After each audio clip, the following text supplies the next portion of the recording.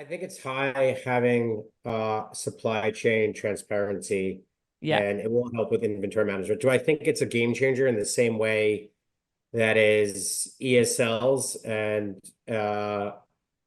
robots? No, but what I think is really interesting here is when you put it all together, the impact that it has. And so the example that I wanted to give, if you think about GS1 barcodes, it can actually help identify what the expiration date is.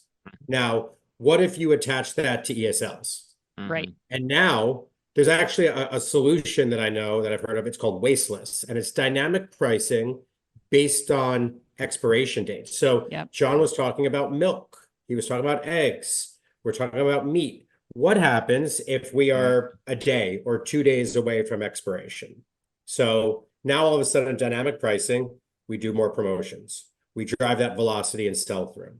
What happens if that doesn't exist? Now all of a sudden, someone's going to buy an expired meat. They're going to have a bad experience. They're going to throw it away. Or what's the retailer going to do? We're going to toss it.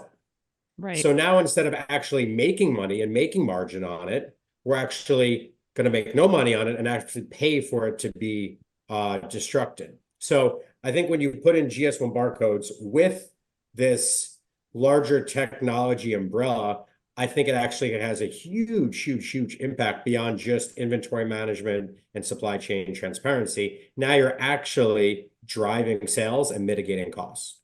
So, Dave, in terms of that, then I feel like what you just said, the necessary condition to do what you're talking about is the computer vision in the robot. Like without that, what you just said doesn't happen, right?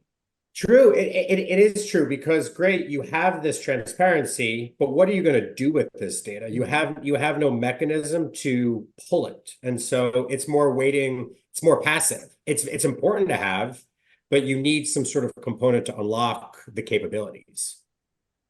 Yeah, I think the final thing too is I think there's a big element of customer appreciation and loyalty that comes into the play here too. Mhm. One, there's nothing worse than bringing home expired food, and especially when it's some of these items. Meat may be one thing that will drive people back to the store to come in and talk to or bring it in for a refund, but a yogurt or something like you just end up leaving a really bad taste in the mouth, pun intended, of the consumer versus stopping them, which Schnucks told us happens right at the checkout. Like it will not let that piece of meat or those yogurts like get out the door. It stops them right then and there and says, no, this is expired. Or what you're saying too, Dave, about the advantage of like, we'll give you a deal on this, like let's take it, let's reduce waste, let's like dilute our carbon footprint here and the things that we're throwing away, and let's make it a great affordable experience for all of our customers and one worth coming back for.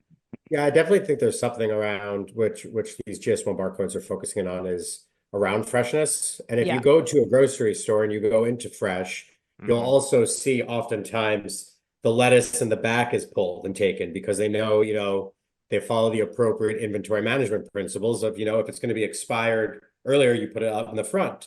Yep. And so this is a huge component to that, but I think there's an extra piece beyond just giving the customer a good experience is how do you leverage it to actually not be to be a incremental financial impact. And I think Yes. that's where when you put these together, it could be huge.